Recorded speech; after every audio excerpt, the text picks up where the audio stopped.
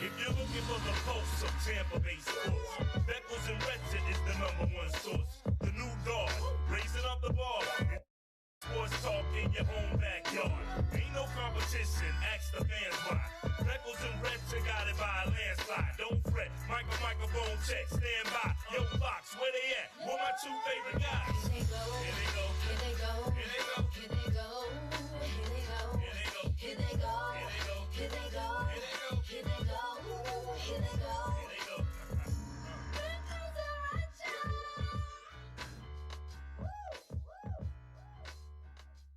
All right, here we go. Welcome back to Beckles and Recher. We're hanging out here at Dignitary Cafe. Yeah. I'm hanging next to my my ABC, J. Recher. You know what that stands for? ABC? A lot of things. It stands for one thing in particular. All right, tell me. I'll tell you off air one time. It's got a little racial tinge to it. I love it. Yeah, listeners might know. I was talking to our pal DJ Shizm. Shizm, how's Shizm doing? He's good. He's the guy that does. He's like the DJ for USF when they come out to the field. Okay, yeah. It's pretty cool. Like he's got a great setup. Sure, yeah. We were just talking about old music and stuff like that, and then I was talking to another friend the other day. We were talking about Carl Thomas. Oh, the great Carl Thomas. 112 and Jagged Edge, and yeah. You know, Shizm was one of those guys like yourself and like our guy Michael Clayton that you would walk by my office. I wasn't listening to traditional facts. Music. I would listen to. We listen to ABBA. Yeah. Well, you like ABBA, but you're not listening to ABBA. Shizm would walk by and he'd go, "I know you didn't grow up around white people. I could tell you grew up around black people." Like, how? Yeah. He goes, "You're not listening to like Eminem and 50 Cent." He's like, "You're listening to Carl Thomas R&B music that wasn't even on the radio." It's different, yes, absolutely. Yeah. We can tell. Yeah, you can tell. You can really tell. Oh, we can tell. We can. It's by the music alone. We can tell. What else is there? Is there anything else? Food? Yeah, no, the way you could carry yourself around people. I think food does it too. Because remember when we were at with Chef in Lakeland, Warren was looking at me eating collards. So yeah. It wasn't the first time. You can tell when it's not somebody's first time eating collards. Yeah, but there are some Caucasian people who are around, a lot of black people that don't eat that food, though. That's kind of. But if you do. If you do, like, it tells you something, yeah. I love my mom and everything. She's making empanadas. She's not making collards. No, you with the people that would eat something like, this is spicy. Is there black pepper in it? Yeah, you didn't hang around no black people. Yeah, but it's all good, man. We're all human here. We've eaten some hot food. Hot food, yeah. What do you got cooked up? Because I'll be in West Palm this weekend for a baseball tournament. I don't like when I'm not here for away games. Yeah, no doubt Because I go to all about the it. home games. When I'm not here for away games, I get the schwitz. I don't see my guy Tony. I don't see our guy Josh. Big plans for Sunday. Well, every Sunday we're going to hang out here at Dignitary and watch the games. It's just a good place to do it, just a good place to unwind. And, you don't get judged, and it's 420 friendly, and we'll be here with a bunch of Buccaneer fans. So 4817 Southwest Shore Boulevard, come and hang out. How excited. You and I are of the same ilk of, we don't like to gas teams or players up. Like, we give credit where it's due. Try. I feel different about this Bucs season, man. I don't know what it is. Like, let me ask you about this, because I said this today on my podcast. Because a lot of off the field stuff is usually blown out of proportion. It's not as important as people say. But I always tend to think that when there's good vibes, it can never be a bad thing. It's not going to turn a bad team to a good team. But I feel like there's nothing negative that can come from just positivity and good people being around. Do you agree with that? I agree 100%. So when you see last night, you see Mike Evans being interviewed before the Raise the Flags premiere and talking about Luke Gedicke's extension. He's just so happy for him. And he's like, yeah, why would you want to leave Tampa? Mike Evans even shouted out the media. He's like, people are great. The team is great. The media is great to us. He's like, why would you leave?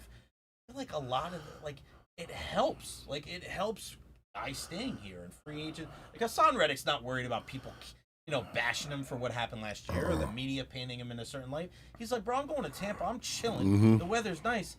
I mean, it's kind of changed over the years, though, hasn't it? Well, who's he comparing it to? New York and Philadelphia? Right? I mean, this is close. This is real talk, though. Listen, I played there for 7 years, and I went to Philadelphia for 2 years. I did not want to go. I wanted to stay. Nobody really wants to leave here. I'm just telling you, because there's a lot. Back when you were playing? more so than now, okay? Because we just weren't winning, okay? Back in the day, you're saying more now than then. People want to stay more now than back in the day. But even back in the day, okay, we were still in Tampa, Florida. There was still no state tax. We still had the best field in the country, which meant a lot to offensive linemen and, you know, people with the grass and stuff.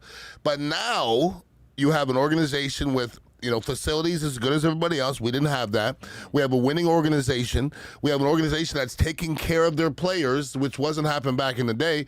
Now, when you see a Luke Gedeke and a Tristan Wirfs and a Baker Mayfield and a bunch of these other guys that are all signed feeling good about themselves, it's not even about this year. Right. It's about the future of this organization. And I think Jason Licht has done a wonderful job of getting the right people together. And I just finished my podcast, In the Trenches, and I said, listen, we're talking about all the New York teams. We're talking about New Orleans.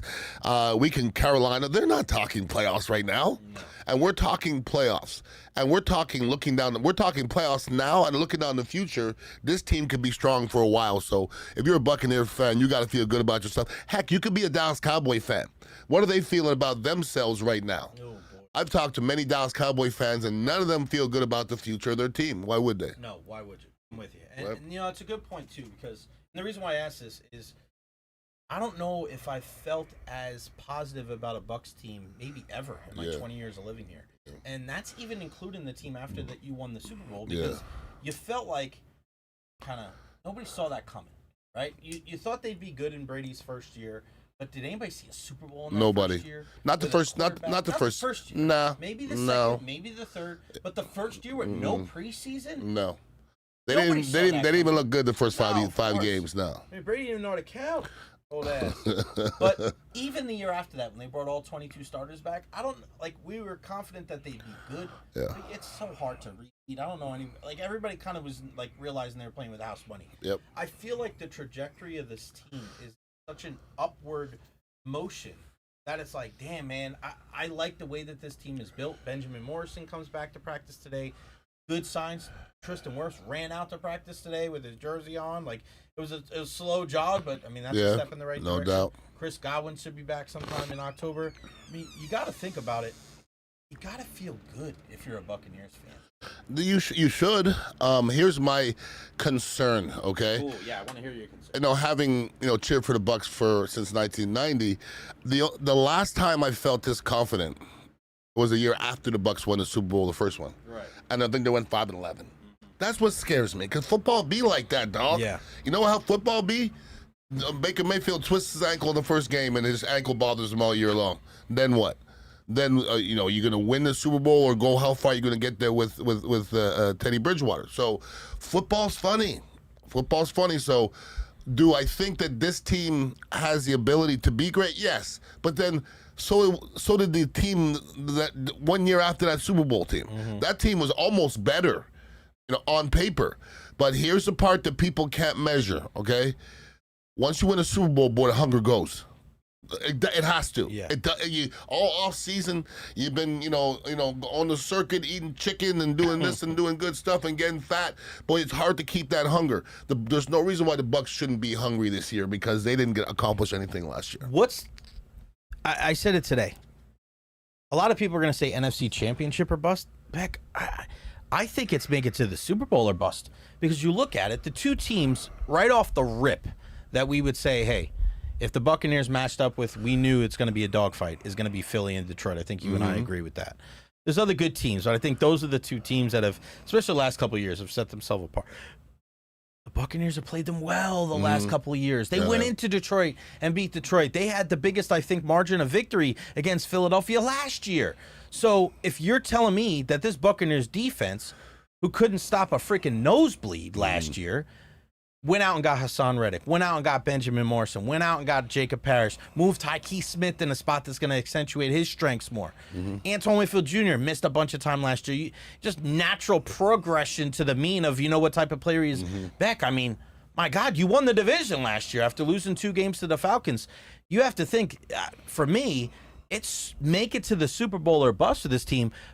Making it to the playoffs, I don't think it's good enough for Tampa this year. No, I think making you don't want to pencil in anything, but I think people, if you talk to most of the pundits, they're going to think that the Buccaneers are going to make it to the playoffs just because, okay? The division they're in, their talent and everything. But I think other than Philadelphia and Kansas City, every other team should be just happy making the playoffs, okay? Because it's hard to make the playoffs. Other than Philadelphia and Kansas City. Detroit? If Detroit didn't make the playoffs this year, it wouldn't be the craziest thing in the world. I see Detroit as a solid football team. Right. But once again, they're one injury away from being funky. You know what I mean? That does happen. Let's go in that order. Yep. I want to go in that order. Yep. Whose goal is the Super Bowl this year? It's a failure if it... Kansas City, Philadelphia. Those two, right? I say only those two. Who is a failure if they don't make it to the Super Bowl this year? Detroit. I think Detroit. Baltimore? Yes. Baltimore's got to get over the hump. Absolutely. There's a year Buffalo. Buffalo, right? 100%. But you're picking up what I'm putting down. Yeah, I think the Bucs are there.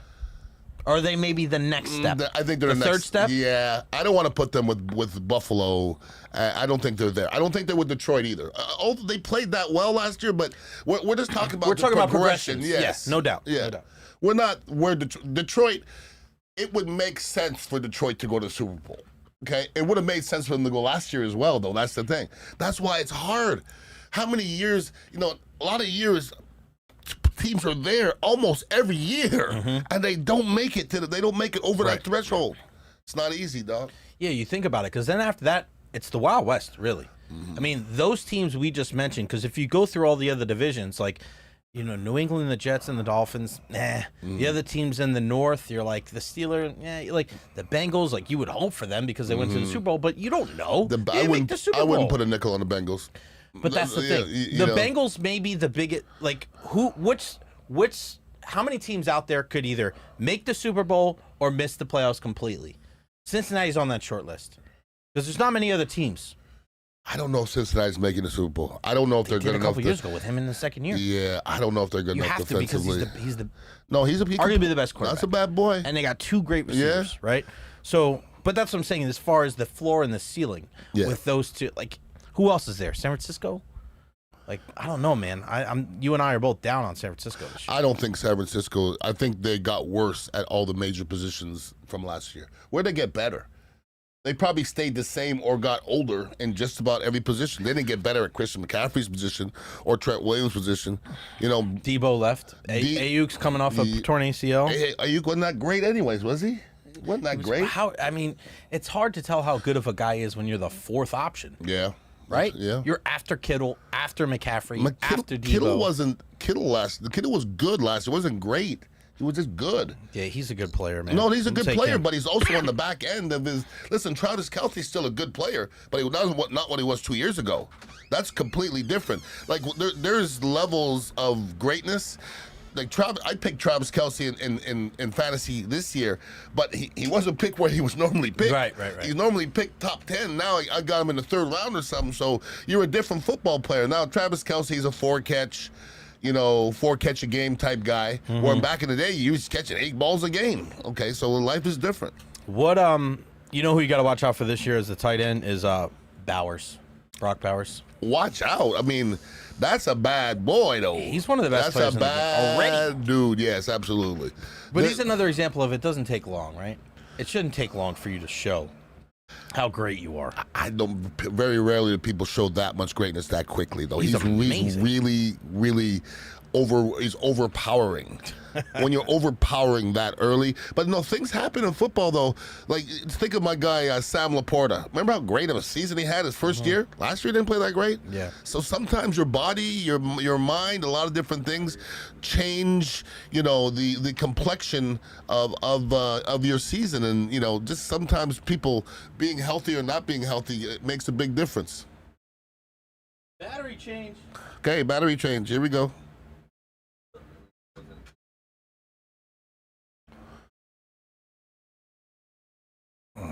We're still live, though, right? Yeah, we're still live. You still hear us.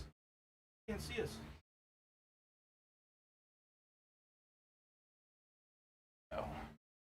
No, I'm with you. I mean, but that's why I think the Bucs are in a unique position, right? Is like, where are their expectations? I think I'm on the high end. Whoa! That's a problem. Sorry, everything that fell off of it's just temporary, like attachments. making it work. Just grab the camera itself. Is fine. Everything else. That one good? Yeah, that's just not even. We're making it work. Oh. Shout out to everybody that's tuning in. We are live on the audio side here. Yeah, you guys could definitely talk. I mean, I was listening to you guys. Nathan Elliott, big time Buccaneer fan. What's up, Mr. 50 Ian Beckles?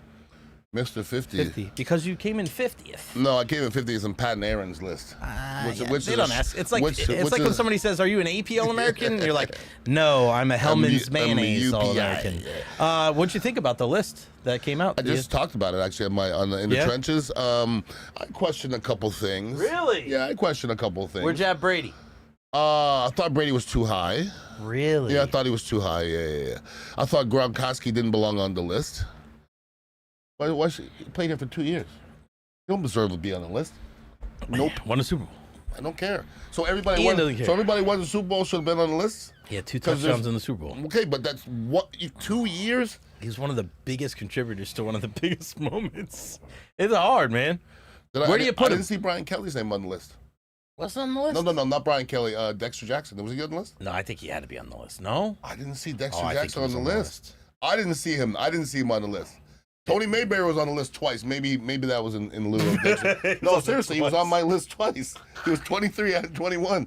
I'm like, damn, dog. Ian, yeah, man. better put me on that fucking list twice. Yeah. Shout out to Tony, though. I mean, we bust his balls. I'm happy getting his flowers, man. We bust his balls. He's one of those guys, but people just been quiet about Tony for a long time. I try to get the narrative going, and I think this 50 list definitely helps. So. Derek Brooks, number 1 overall. Yeah, for me, I'm going Leroy Selman, and all due respect to Derek Brooks. And if Derek Brooks was in the room, I would say it, and course. he would look at me, and I guarantee he wouldn't have any funny look on his face. No, he'd be like, "Well, that's your pick, and that makes a lot of sense." And to be behind Leroy Selman, that ain't a bad thing, now. That ain't a bad thing. All right, so I put this in the chat, but we didn't put it up on the thing, but we definitely need to talk about this because this is a guy that you and I have been talking about for a long time, and that's Micah Parsons. And the Cowboys trade Micah Parsons. Your initial reaction to that was what? I thought it was hilarious because I was sitting here at Dignitary Cafe and I was watching Michael Irvin in an interview. I swear 4 minutes before the news came out. That wasn't gonna and he was happen. like, Jerry Jones is not crazy. He's not going to trade Micah Parsons. That would be crazy. That would be insane. And literally 4 minutes later, it came up on the scroll that the Cowboys traded Micah Parsons. Listen, the money, I never comment on money. You're worth whatever you get paid, okay? Is this a good move for the Green Bay Packers? We don't know. We'll find out. Is it a good move for Dallas? Nope. No, I don't care what anybody tells me. Okay, because Go ahead. You can go ahead. All right. But what I tell you, I promise you they don't do is with one of those 2 picks, pick somebody half as good as Micah Parsons. I promise you that one. Okay. Carry on. So, here's the thing that I think is a variable in this entire thing. My man's got back problems. Okay. At 26. Mm-hmm. And he has to get, already, they're talking about him getting a shot to be ready to play in week 1 this year. And as the great 20th century philosopher I.H. Beckles once told me, you don't get healthier as you get older. Facts. So if you're a guy that is in Jerry Jones's position, and it's very weird for me to defend Jerry in this situation, that is on the precipice of spending $40+ million on a defensive player at 26 years old, that is experiencing back issues that Green Bay did not know about, ironically enough, and you know your team is not there, and that money needs to go elsewhere. Is it the worst thing in the world that he traded Micah Parsons? I don't think so. But you know that's not why he did. No, I know, but I'm not excusing, because we know that let's put our shit on the table and see who's bigger. And Jerry was like, "Nope, I'm the man. I'm not paying you, and I'll trade your ass." But you don't think I will? He bungled this though. Yeah, of course he did. Jerry But bungled this. I don't think, and it's the same thing with the Mavericks trade with Luka. Like, did they trade a guy and not get enough back for him? Right, should have got draft picks. But you're also talking about a guy that doesn't play defense, is questionable with his weight, you don't know if he's going to age gracefully. And same thing with Micah Parsons. You don't pay guys for what they've done. You're paying them for what you think they're going to do. And it's, it's once you navigate that line, that's what the great GMs do. That's why a guy like Jason Licht is so good at what he's done. Because he kind of rewards guys, but he knows, like, I'm going to pay you because I know you're going to be good the next couple of years. Again, it's tough to defend Jerry, and I'm not defending his rationale because I don't think it's the same as mine. But I would be concerned about paying him that amount of money at 26 if you're not even if you have him on your fantasy team like I do. Micah Parsons is a 0 this weekend because they don't know if he's going to play. And that's the guy you want to spend $40 million on? Not if I'm not a contender. No, sir. See, this is my thing, okay? And Jerry Jones, I hate for you to put Jerry Jones and Jason Licht in the same sentence because they don't belong in the same sentence. They really don't. My problem is this. If Jerry Jones 2 months ago would have said, Micah's not worth that money, who wants him? I would have respect for him. That's not why Micah left. Right. Micah left because you messed it up. Okay, and you were going to pay him every penny of it. You were going to pay him 40-something million. You're still going to pay him 40. That's what I'm saying, though. You were going to pay him 40-something million, so I don't want to hear about his back. And you know when you really don't want to hear about his back, Jay? Is when they play the Cowboys. I think it's week 4. Because who was one of the it was CeeDee Lamb yesterday says, they go, well, are you looking forward to that game? He goes, I just hope the quarterback's not getting hit in 2 seconds every play. That's what he said. You know why? Because he watches practice, and they can't block Micah. And you know what Micah's going to do to the offensive lineman for the Cowboys that he's been beaten up for all those years? Boy, I tell you what, I'll be watching that game. 3.5 sacks, Micah Parsons. 3.5. If he plays. If he's healthy. If he's healthy, 3.5. He'll play. He plays. He'll play. You're going to shoot up? Yeah, he'll play. $40-something million make you back right. Does it? It made my back right. Why would he play? He ain't got to play because he's getting paid. He's getting paid because he want to play against the Cowboys. Well, he's going to play because he's a dog. That's why, okay? And but if you can't play, you can't play. No, I understand that. And there's times where I couldn't play. But I would think or hope that Green Bay wouldn't put that much money into somebody that they didn't do some investigative journalism into. The fact that they didn't know.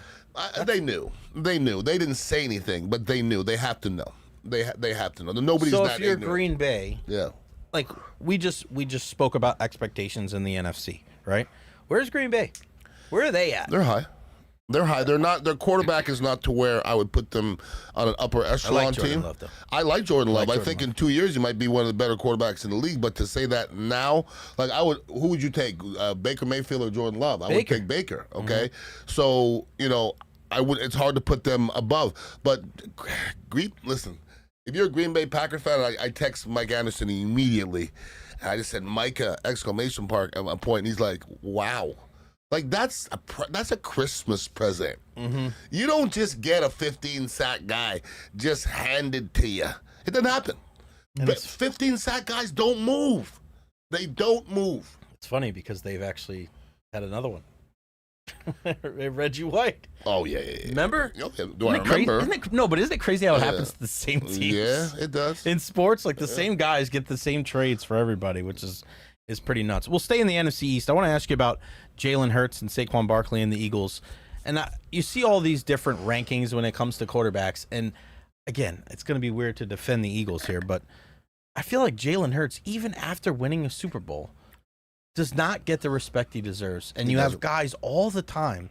If you could start, it was yesterday, I think it was Joe Montana. Bruce Arians asked Joe Montana on Pat McAfee, if you could start a team with any 3 quarterbacks, who would it be? And I think he said Josh Allen, Lamar Jackson, and Justin Herbert.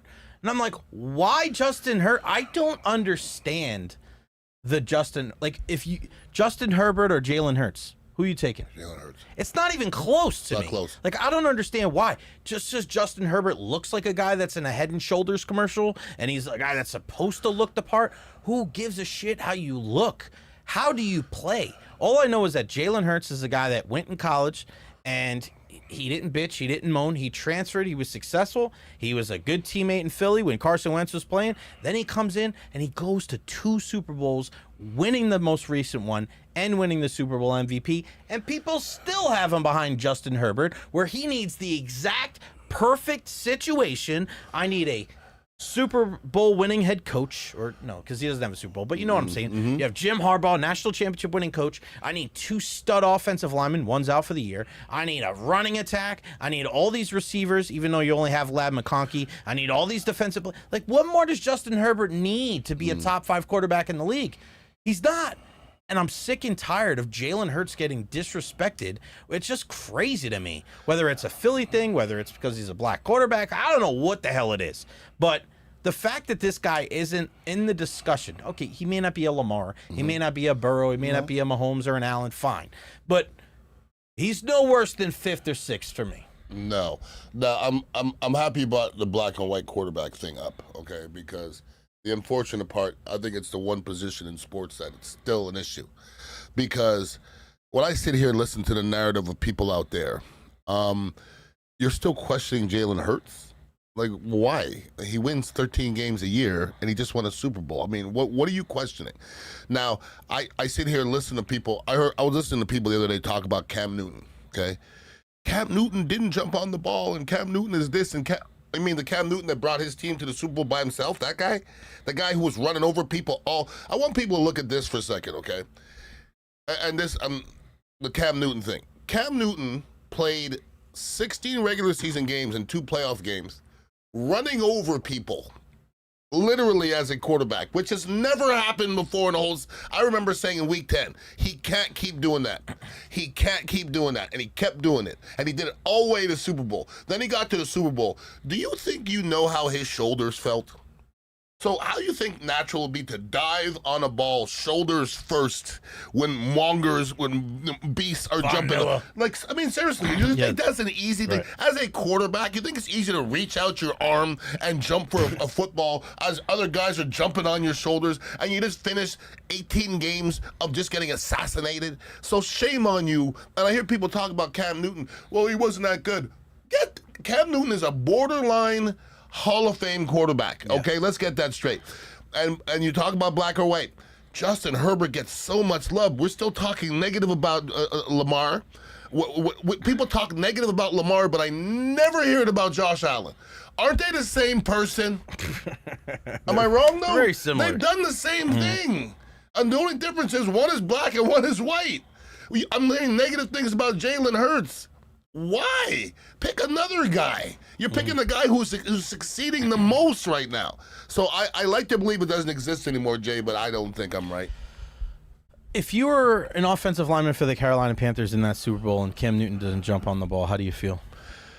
I would know who Cam is, and I don't know Cam, okay? And I don't know what kind of a dog or I don't know him. So I can't really, because if I got that far into a season with a player, I would know what kind of person they are, okay? So I don't think it would. I think there's something about Cam Newton that I don't know. Right. And this is what I'm saying. Because there's a couple of ways you could look at it from the outside that you only would know if you were there. Yeah. One, he was a cocky guy that his teammates really didn't get along with, and that was just an example of him. Is that a fact? No, I'm giving you just the examples of all the things, right? Of like what it could be, right? Sure. Let's say the offensive lineman doesn't like the guy. This is the kind of guy he is. You know, he only gets by because he's a better athlete, he's bigger, faster, and stronger. But when it came time to really put his nuts on the line, he didn't do it. That's one rationale. Okay. The other rationale could be, hey, man, that's been our guy that's led us the entire way. 15-1, MVP, Superman, hitting the dab. And when he didn't do that, like, I don't fault him for doing that, right? You got to do what you got to do. If he goes in there and gets hurt, we're screwed anyway. Then I think there's another of, hey, that's our guy. And that was the opposite of what we saw this year, right? He's been a dog. He's been doing everything. And that, because what happens is sometimes what people don't realize is, sometimes you have a lapse in judgment. Correct. Sometimes there's one play where it's like, bro, let's not forget Bill Buckner, who let the ball go between his legs, and everybody makes fun of every single person that's a ball. You know he was a defensive replacement in that game? You know he was a Gold Glove caliber first baseman? But what do you remember about him? You remember the ball going between his legs. David Tyree couldn't catch one pass at practice from Eli Manning that week, and he catches the ball on his freaking helmet. So I think it's one of those three things, whether he was not the greatest teammate and people are like, see, that's how he is. He only cares about himself. a guy that, like you just said, an offensive lineman that will defend him, or a teammate will defend him to the end of time. Hey, it happens. Or a guy that you defend to the end of time and you have one lapse of judgment. And it's just like, you think it's the last one, right? I do. Because I think it's hard to tell if you're not in that spot. It's so easy to evaluate somebody else's movements when you're not there. But we can agree that you don't like it, though. Oh, no, I didn't say that. Of course, no. That's the hard part about it. And that's where people they can't make up the difference between the two. We have a terrible problem in society, is that if we don't like something, it means we don't like the person that did it. And that's scary.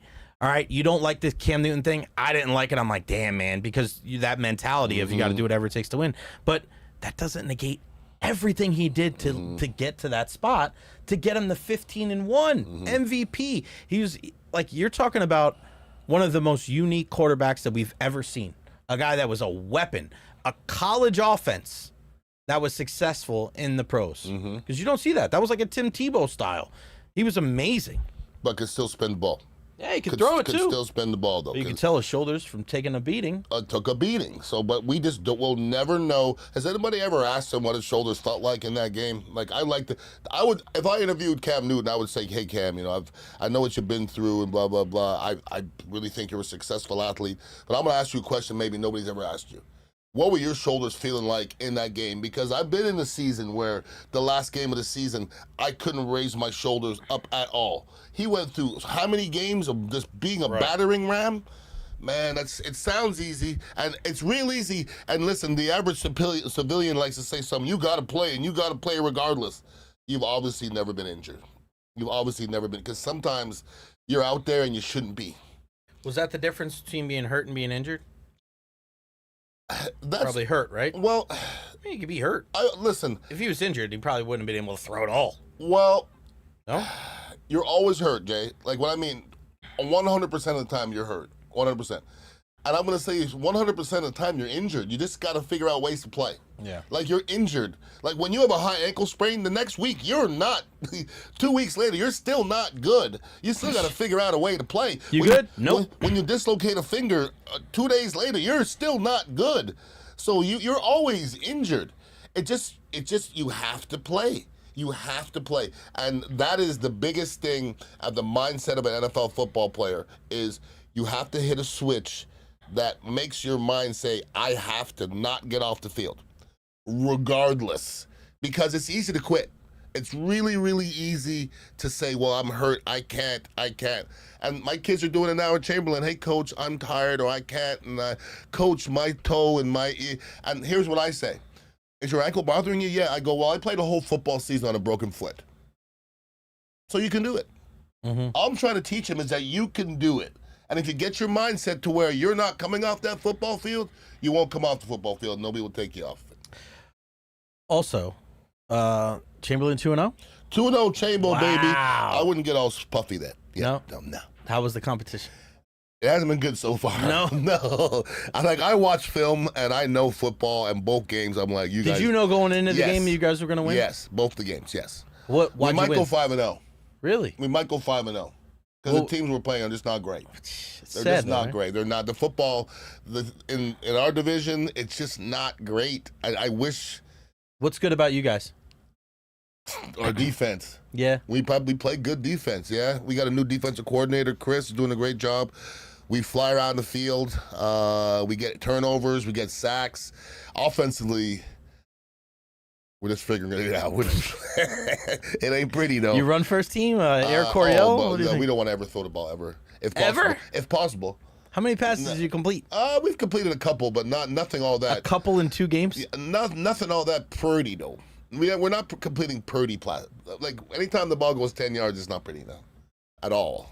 You're not throwing the football at all? Not a lot, no. I don't want to throw the football. I don't want to throw it at all, ever. Jesus. Unbelievable. Bad things happen when you throw the football. Gosh. Bad things. That's awful. Right? Bad things are happening in Alabama. Yeah, it didn't look good. You watched it? Yeah, I did. I didn't watch the whole game, but I watched the majority. So I said this last year, and everybody said I was crazy because they said, Alabama's Alabama. No, that's not true. I said, once Nick Saban leaves, watch these 3 things. 1, the offensive line. 2, the secondary. Nope. And 3, if they lose a game that people thought they should win, people are going to have the pitchforks out for Kalen DeBoer. You know why? Because he's a guy from North Dakota. He's not a good old boy from the South. He's not a guy that has Alabama ties. Yep. This is a guy that went from Fresno State to Washington. He was one of the best candidates out there, and they brought him in. There's nobody down there in Tuscaloosa that is going to be looking at Kalen DeBoer like, that's my guy. We have to save him at all costs. Everybody was already talking. You know how much his buyout is? 70? $70 million. And Ian, when you watch the draft the last 20 years, how many offensive linemen were drafted out of Alabama? How many guys like Patrick Surtain were drafted? I'm just looking at those two things. Yeah. Patrick Surtain and Drake Kirkpatrick and Micah Fitzpatrick and all these different guys in the secondary, because you know what Nick Saban taught better than anybody? Secondary play. And his freaking corners and safeties are littered around the National Football League.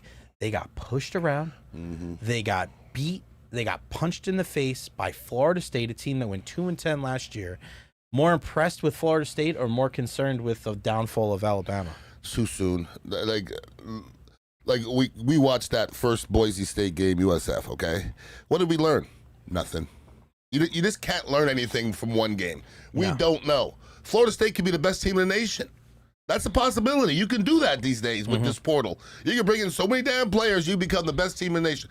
Florida State 2 years ago was undefeated. Last year they won 2 games, okay? So, seriously, everybody thought they were going to be good again last year. So, you just, it's a tough situation to stay good and to take over for Nick Saban. It's tough. It's almost impossible. Almost impossible. It's almost impossible because when Nick Saban says, I'm leaving, I don't know the number, but how many players left? Oh, I guarantee buttloads of them left. Come on now. Think about it. It's not even just them leaving. It's about who's not coming. Correct. Yeah. Well, and the other guys that said they're coming, those 5-star guys are not coming now. And you lost those other 5-star guys. So there's going to be a little transition period. Those NIL numbers go down a little bit too. I just saw something today that I think it was AJ McCarron was talking about. Oh, they don't spend as much money on NIL as everybody else. Oh, you think people give a shit? You think people are going to feel bad over Alabama for all the 5 stars after 5 stars after 5 stars? And then look at the transfer portal, too. If you were a backup at Alabama years ago and you were a 5-star guy, if you wanted to transfer, you had to sit out a year. Now, if you're a backup at Alabama, you're like, screw it, I'm going to go to Indiana. I'll go to Penn State. I'll go somewhere else and get paid. Yep. So nobody feels bad for Alabama. Nobody. I just think that a lot of people should have saw this coming. And, you know, you talk about what you learn in week 1. I mean, Byron Brown's a bad dude. Like, that's a bad man. And that's going to be a hell of a matchup. Like, USF up in Gainesville against Florida. Next week, they go to Coral Gables. They'll take on Miami. That's a tough start to the season. Real tough. Did you watch any Texas-Ohio State? I watched quite a bit of it, yes. What did you think of Arch Manning? I talked about that on my podcast. I thought he looked terrible. And I also said this. Go ahead. He wasn't comfortable. No. He wasn't comfortable. Is there a but? But I also said this, and I went back and looked. In Peyton Manning's first college game, it was 7 for 14 for 79 yards.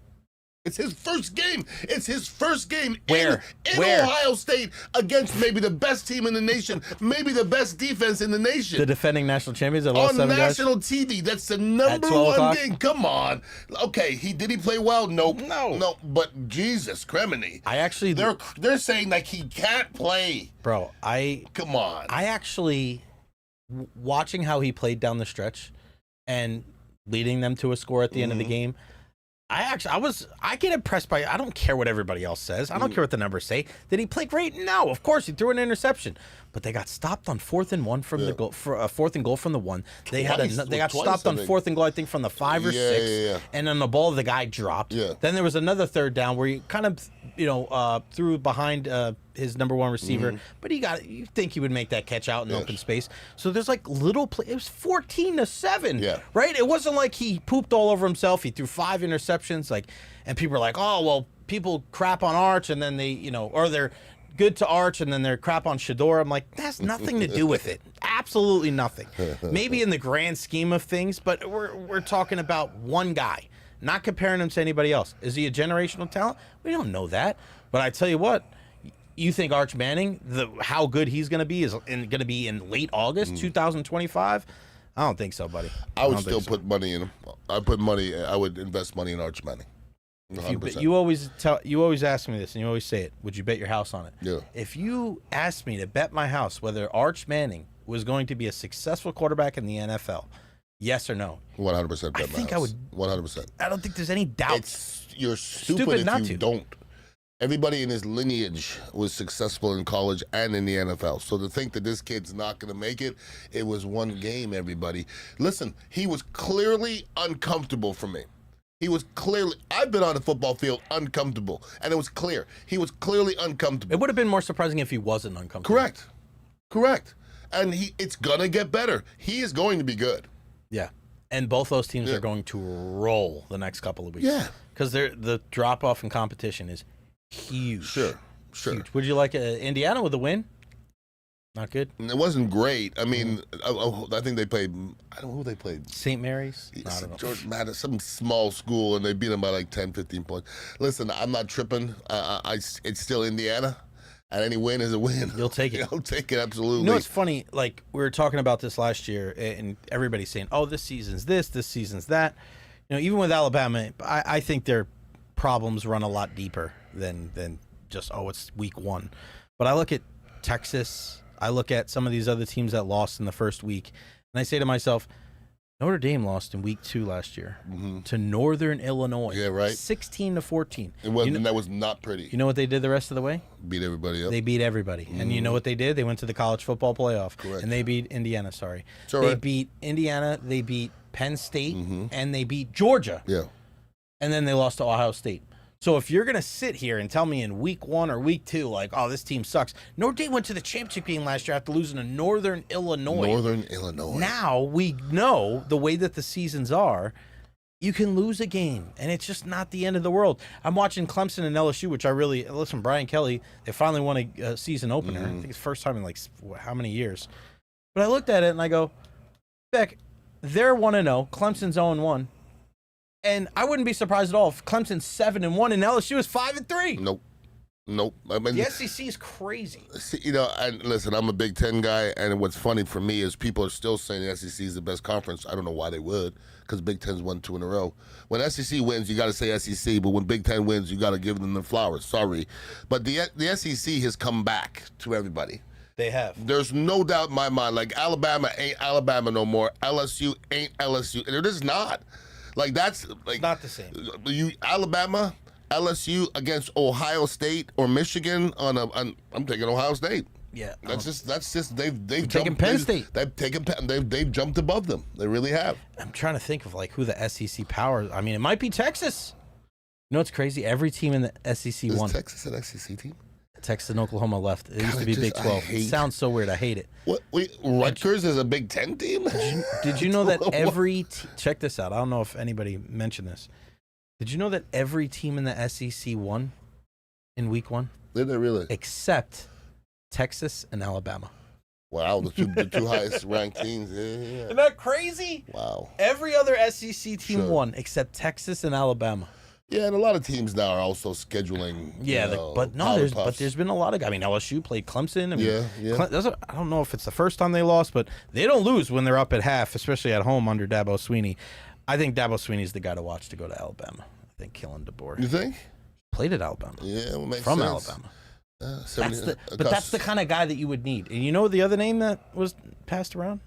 John Gruden. I heard that name. Yeah. I Yeah. heard that name. I mean, I don't know if you come out with issues and get that job. I don't know. I think you got to prove yourself elsewhere. I really do. We don't know. We don't even know he could be a good college coach. I don't know if Alabama's a place. Oh, yeah, let's end on this. You see Bill Belichick? I did. You see his girlfriend Sideline? on this? You know how old she is? 24? How old are your kids? My daughter's 30. She's the youngest? My youngest 27. About the same age. Yeah. No. Let me put it to you like this. Absolutely not. Let me put it to you like this. Bill Belichick is older than you, and his girlfriend is younger than your kids. No way. No way. Oh, I mean, yes way, but Good for him. there's so much no way happening. Like, no way you're on the sidelines. No way you're coming to talk to me during the game. No way you're stopping in the interview and telling people what I can and can't say. No freaking way. No way.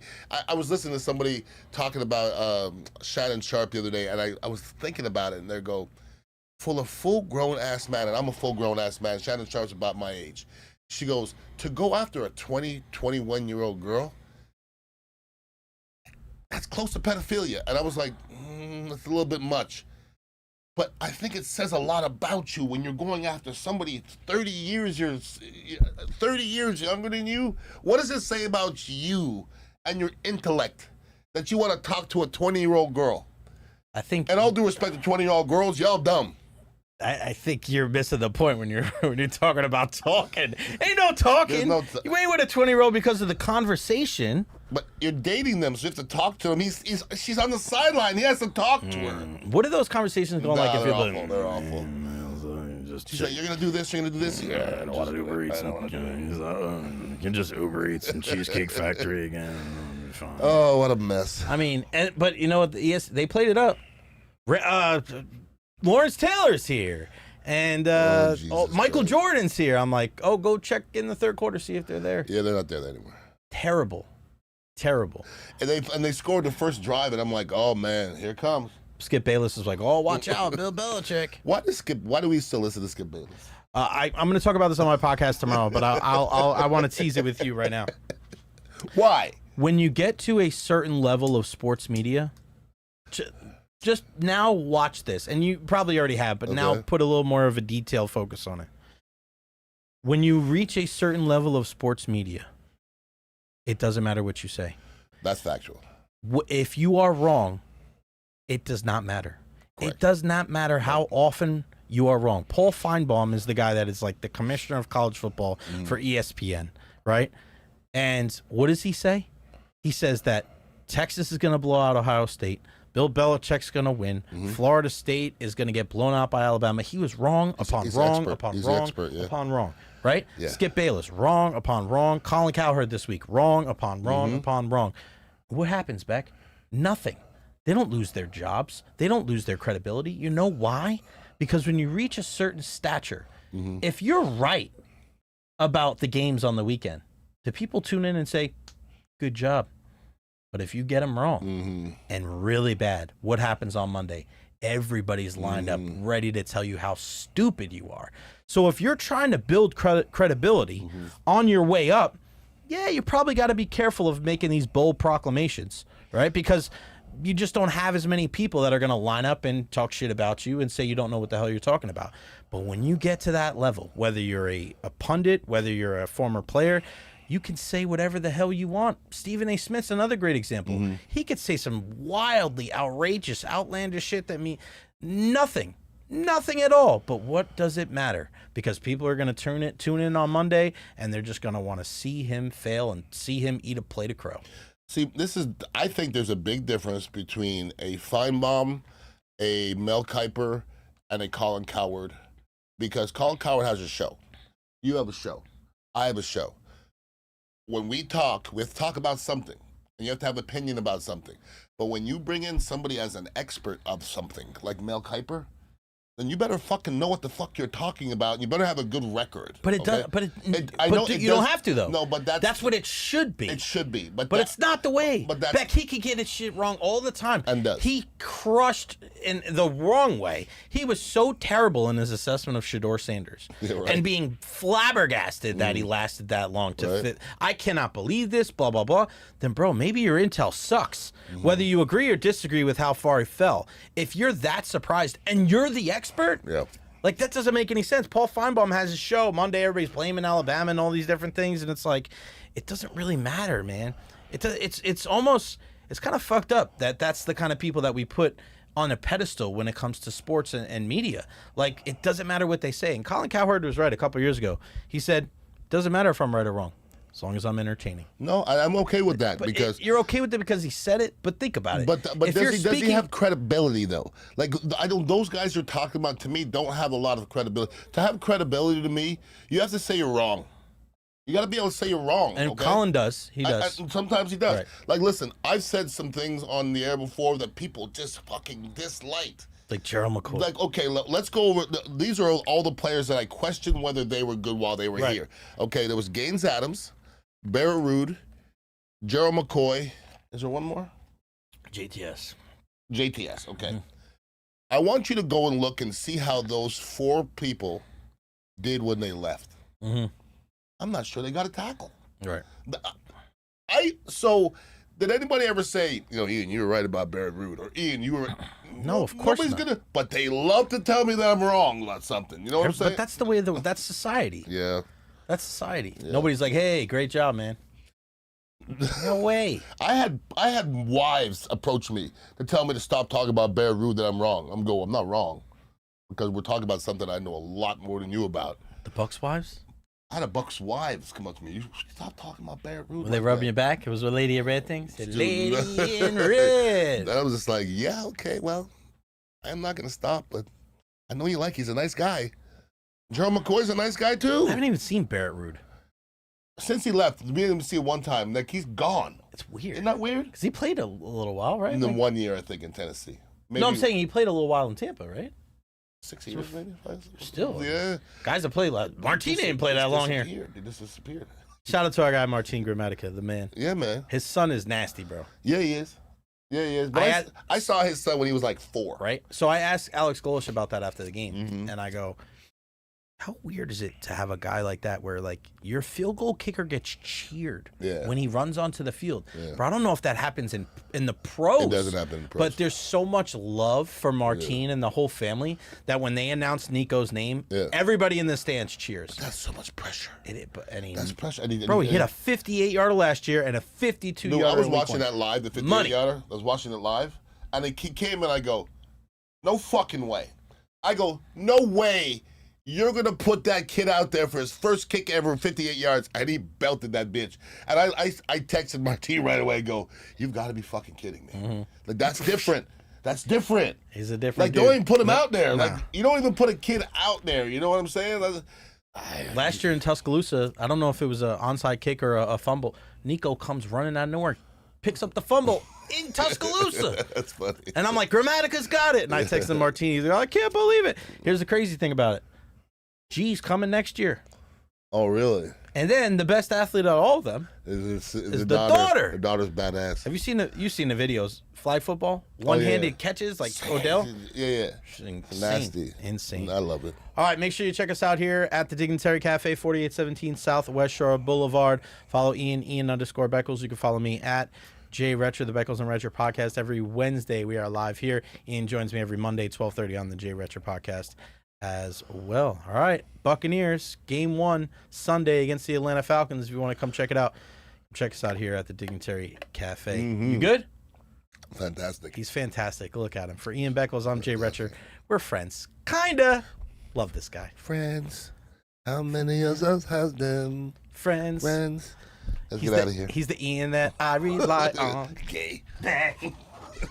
Oh, my buddy.